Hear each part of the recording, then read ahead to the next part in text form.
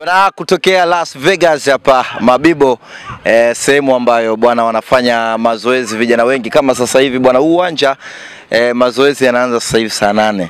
Unaingia watu wa kwanza, inatoka baadaye inakuja timu ya pili, ya tatu, mpaka inakuja bwana timu ya coach Kiemba. Lakini kwa sasa hivi naye amekuwa mtazamaji kuweza kuangalia vijana namna gani ambavyo wanafanya katika kuhakikisha wanafika katika ndoto zao. Nimemtafuta hapa tuweze kuzungumza mambo mawili matatu ya kiufundi kuhusiana na timu za Simba na Yanga ambazo zimetoka kucheza mechi. Simba akicheza mchezo wa kombe la shirikisho barani Afrika, lakini Young Africans akicheza mechi yake jana kombe la FA. Lakini pia anatajwa mchezaji Stefano Aziz kwenda kujiunga na Wydad Casablanca kwenda kwa ajili ya kushiriki michuano ya klabu bingwa dunia. Kama ataondoka ni kwa namna gani ambavyo Young Africans wataathirika katika timu yao.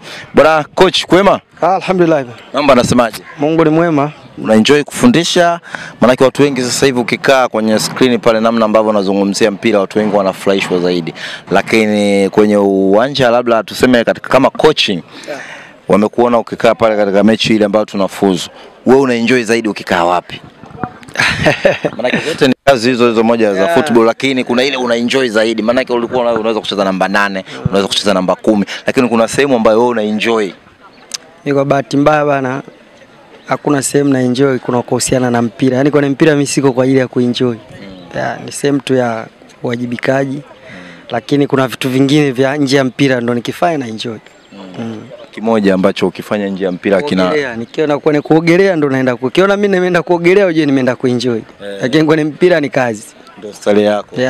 Maana wewe ni shehe, maana bila shaka vitu vingi sana utumie. Kwa hiyo style yako kubwa maana ni kuogelea. Naweza nikakaa kwenye maji kuanzia asubuhi mpaka jioni. Sio maji yale lakini ya kuzamisha mtu ya kawaida tu.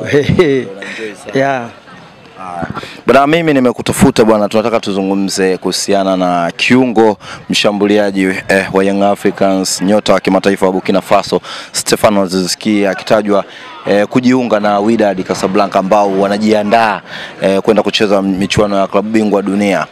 Na nyota kadhaa tukiona wakishaenda kujiunga, lakini na Aziz naye inasemekana jana ilikuwa ni mechi yake ya mwisho akipewa heshima na klabu yake, ndio maana akapewa kitambaa cha unaoza, ikionyesha ni heshima ambayo kama kumuaga kwa mambo ambayo ameyafanya.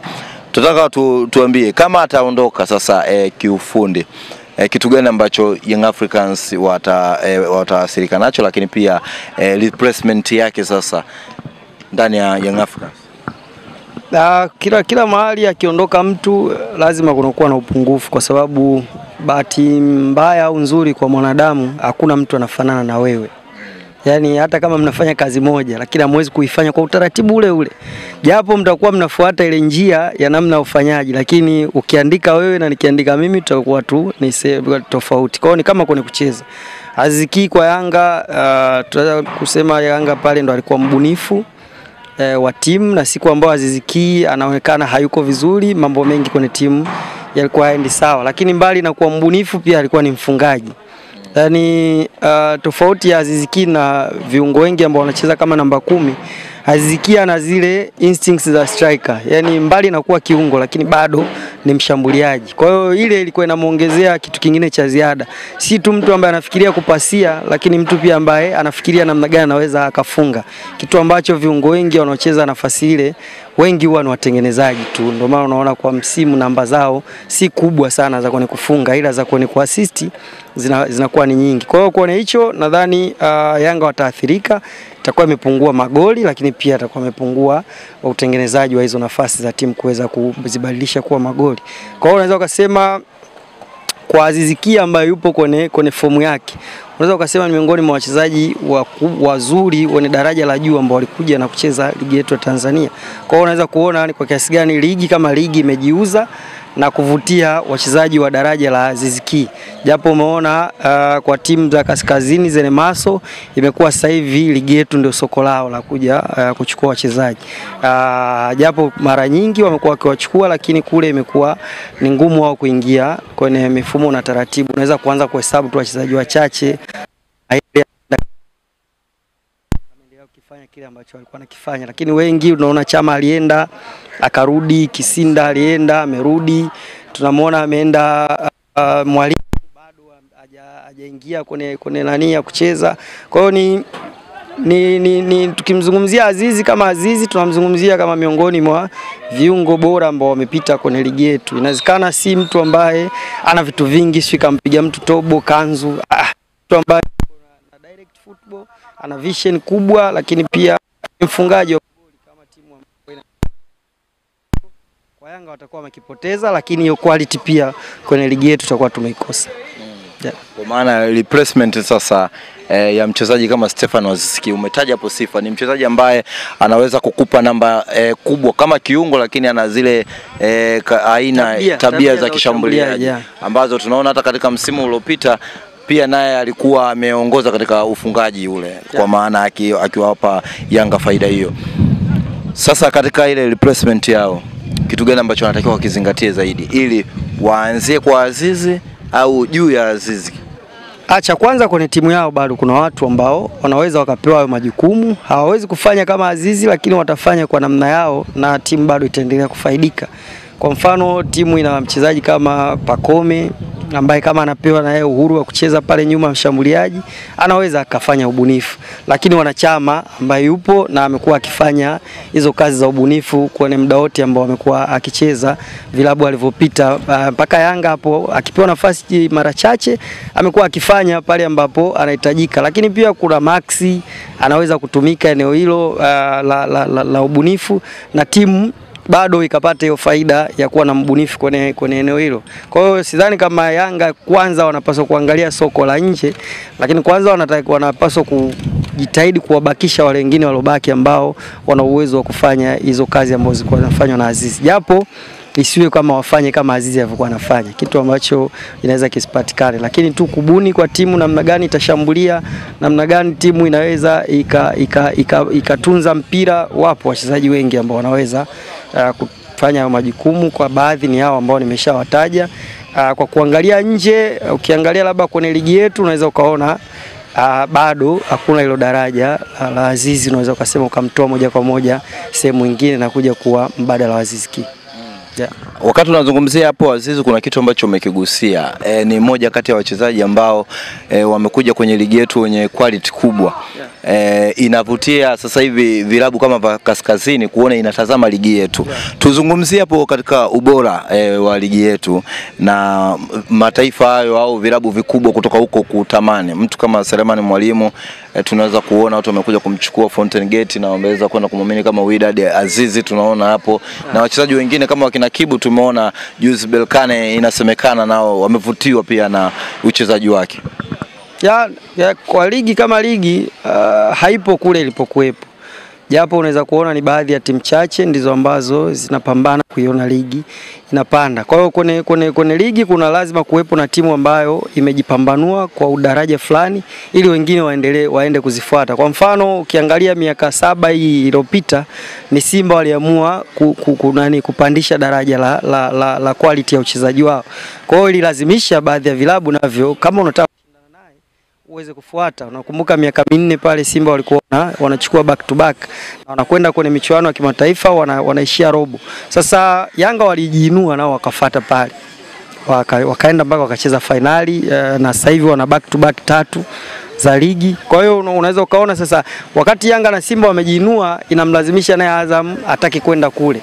Mlazimisha Mashujaa anataka kupambana na hizi timu, yeye hataki ubingwa, lakini walau kwenye mechi asionekane ni mdhaifu sana, inalazimisha kuanza kusajili kwa kufuata daraja hizi zingine. Kwa hiyo tunajikuta tunasogea pole, japo kwenye level ya ligi tunapata pointi kutoka kwenye timu mbili tu. Yaani unaiona ligi yetu leo inahesabika kama namba 4 au namba 5 ni kwa sababu ni pointi ambazo zimekusanywa na Simba na Yanga. Na ukitoa ile za Namungo ambaye aliweka nusu ya pointi, kwa maana kwamba aliingia kwenye makundi kwenye shirikisho. Kwa hiyo unaweza ukaona ligi inasogezwa na hizi timu mbili kimataifa, lakini hapa ndani inazivuta timu zingine nazo zinaboresha ubora kuanzia kwenye mabenchi ya ufundi.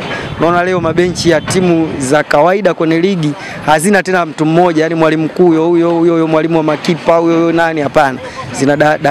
Zina hizo department nyingi ambazo sasa zinachangia kwa kuangalia kwa jumla. Unaona kuna ukuaji wa ligi lakini ukija kwenye zile alama ambazo si tupo unagundua kuna timu mbili ndo ambazo zimetupeleka hapo. Kwa CAF tunahesabika kama ligi namba ngapi, lakini ukija ndani ya kiwanja bado kuna timu nyingi zinahitaji kujiboresha ili kuweza kuwa ligi kweli namba 4 kwenye barani Afrika. Legend Kiemba, mimi nataka utuambie, tumetazama mchezo wa Simba Sports Club dhidi ya RS Berkane akifungwa mabao mawili katika mechi ya kwanza ya ugenini. Mtazamo wako katika mchezo wa pili, ukitumia mchezo wa kwanza kwa namna ambavyo wamecheza, Simba akicheza ule mchezo dakika zote 90 bila kuwa na on target hata moja, inatoa ishara gani kwenye mchezo wa pili dhidi ya RS Berkane katika uwanja wa New Amani Complex?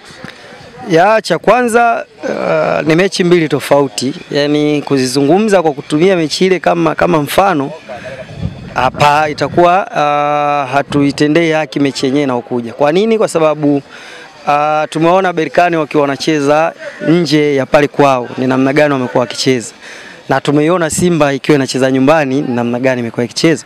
Kwa hiyo matarajio ni kwamba tutaiona Berkane ambayo itakuwa na muundo zaidi wa namna gani wanazuia na kushambulia kwa pale wanapobidi kujibu hilo shambulizi. Lakini tutaona Simba ambayo muda mwingi itakuwa inaumiliki mchezo huku ikitengeneza mashambulizi mengi kuelekea kwa Berkane. Kwa hiyo itakuwa ni kama mechi tofauti na ile ambayo tumeishuhudia. Ila Berkane kwa ubora ambao wamekuwa nao hata wanapocheza nje wamekuwa ni wazuri sana kwenye kujibu hayo matukio. Kwa hiyo unaweza kuanza kuzungumza kwamba Simba wanapaswa kuwa kweli wanatafuta kusawazisha na kubaki kwenye mchezo, lakini pia wasisahau Berkane wamekuwa ni timu bora sana kwenye kubadilika kutoka kwenye kujilinda na kwenda kwenye kushambulia. Ndio kitu ambacho unaweza kukiona kwenye mchezo ambao unakuja, kwa sababu hata aina wachezaji ambao labda wanaweza wakacheza Berkane unatarajia kuona labda viungo wawili wa kuzuia, na si kama ilivyokuwa kwenye mechi ile ya kwao ambazo wamekuwa wakicheza. Tuliona wakicheza na Constantine japo walikuwa wameshapita, lakini ile ndo tabia yao. Berkane niliwaona wakicheza na Stellenbosch, walimfunga goli 3-1 pale Cape Town, lakini bado wao walikuwa ni timu ya pili, yani waliwaachia Stellenbosch wacheze na wakaona wanadonoa na kwenda kushambulia. Kwa hiyo ni timu ambayo ukiangalia kwenye ubora na namna yao ya kujilinda unaweza ukaona mbali na kucheza away takriban mechi kama 4, lakini wameruhusu magoli 2 kwenye mechi hizo. Kwa hiyo si timu ambayo ikija ugenini inafunguka, timu ambayo inafunga uwanja na kujaribu wao kushambulia pindi ambapo nyewe mnakuwa mmefunguka na kwenda ku expose. Kwa hiyo ni sehemu ambazo, na Simba pia ni sehemu ambazo pia wanapata hiyo changamoto kubadilika kutoka kwenye kujilinda kushambulia kwenda kujilinda. Kwa hiyo ni kitu ambacho nadhani kwa benchi la ufundi la Simba litakuwa na hizo details za Berkane wanapokuwa away, na matarajio ni kwamba kutakuwa na watu ambao wakati timu inacheza kupanga mashambulizi, wao wapo kwa ajili ya kuangalia ni wapi shambulizi linatokea na kuweza kulizima. Umezungumza zitakuwa ni mechi mbili tofauti kwa namna approach ya mchezo kuelekea katika mchezo wa kwanza ulikuwa na mahitaji tofauti na mchezo huu kuna mahitaji tofauti. Lakini watu wanapata mashaka Kiemba kuona mnyama Simba Sports katika mchezo ule kashindwa kupata hata on target, tofauti na michezo mingine ambayo hata alicheza away. Kuna michezo ambayo aliweza kudominate game na kuweza kutengeneza nafasi, lakini imekuwa tofauti na mchezo huu. Lakini pia unazungumzia Berkane ambaye kwenye michezo hiyo umekiri kwamba akienda away ameruhusu mabao 2 tu. Manake watu wanaona kama ni ugumu ukilinganisha pia na safu ya ushambuliaji wa Simba, inakuwa inawatia kama mashaka hivi. Cha kwanza huwezi kubeza Berkane kwa ubora ambao wamekuwa nao kwa msimu huu. Unaweza kusema ni miongoni mwa timu bora zaidi kwenye michuano ya shirikisho na ndio imefika finali. Lakini umeona Simba wamecheza dhidi ya Stellenbosch, ni tofauti na ambavyo walicheza kwenye timu mechi zingine na makundi mengine.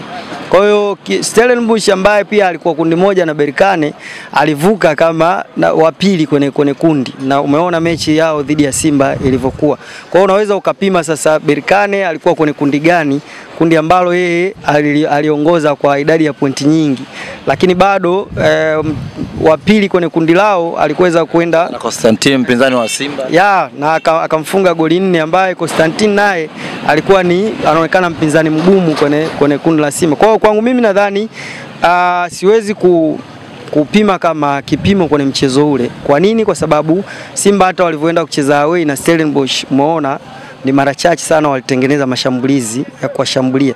Kwa hiyo kwa timu ambayo kwa quality ya Berkane kwa hapa nyumbani siwezi kuwa na mashaka kwamba Simba watatengeneza nafasi, itakuwa ni namna tu ya kuzigeuza kuwa magoli, lakini kwa kule away kushindwa kutengeneza nafasi na kuzigeuza, yani walau hata kupata on target, ni ule uimara ambao Berkane walikuwa nao, kwa sababu Berkane walicheza mechi dakika 30, walipomaliza kupata goli 2 wakaona tufunge kwanza uwanja na kuachia sasa Simba waanze kucheza kuanzia nyuma, kitu ambacho mwanzo walikuwa wanawanyima.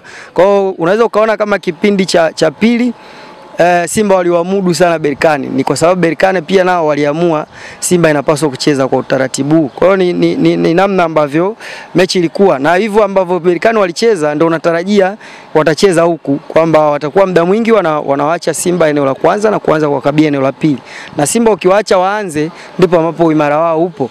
Yani Simba si timu ambayo inaweza ikapiga tu mpira na kuja kugombania.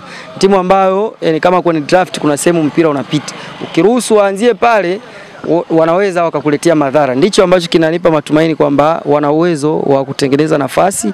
Changamoto itakuwa ni nani anazigeuza hizo nafasi kuwa magoli. Wewe unaamini, manake mnyama kwa historia mechi zote kwenye michuano yote ambayo amewahi kucheza, hata ile African Football League timu yao kidogo ilikuwa aina hivyo, akacheza na timu ngumu Al Ahly, lakini hapa alitoa mazungumzo. Yani anapokuwa Tanzania anakuwa anacheza kwenye ubora ule hata akikutana na timu gani. Unauona mnyama kubishana kuendeleza hiyo historia yake? Ya nafasi hiyo bado wanayo, na unajua historia ni sehemu pia ya kubusti morali na imani kwa watu. Unajua ni kama familia ambao zimeshazoea kuwa na mali, yani mali kwao sio tena kitu cha kupasua kichwa. Wanachofanya ni kuona namna gani wanaendelea kuzilinda na kuziongeza. Kwa Simba wana historia hiyo nzuri, na kila mchezaji anajihisi inamsukuma kwamba bana, watu wamekuwa wakifanya hivi, tumeshafanya hivi. Tulifungwa goli 4 na Kaizer, tukaja tukapata 3, hazikutosha. Tulifungwa juzi tuna Al Masry, tukapata 2, tukashinda kwa penalti. Kwa hiyo na hizi 2 tunapaswa kuzikomboa, na kama tutashindwa, nyie ndio mtatengeneza historia. Kwa hiyo kuna kitu kinawasukuma wachezaji kuona mimi sipaswi kuwa wa kwanza kushindwa kuifanya hii kitu. Na unajua bahati mbaya ukiona muelezea mtu historia, unamuelezea kwamba wale waliokuwa hata ubora wenu hawafikii, unazidi tena kumuongezea kwa hali ya kupambana. Kwa hiyo matarajio ni kwamba Simba wana uwezo wa kupambana, lakini kwa mpinzani ambaye kama unasema kupindua meza, na unapindua meza ya kioo, kwa hiyo unatakiwa uipindue kwa ukiwa makini, usije ukaivunja. Bwana, shukrani sana. Karibu. Bwana, huyo ni Amri Kiemba ambaye alikuwa anazungumzia mechi ya Simba Sports Club dhidi ya RS Berkane katika mchezo wa pili kiufundi, namna gani mnyama anatakiwa kujianzali kwenda katika huo mchezo kiufundi. Bwana, nikitoka hapa Las Vegas Mabibo, mimi ni Isa Dede, Umoja wa Mataifa, chumvi ya mawe. Muito obrigado.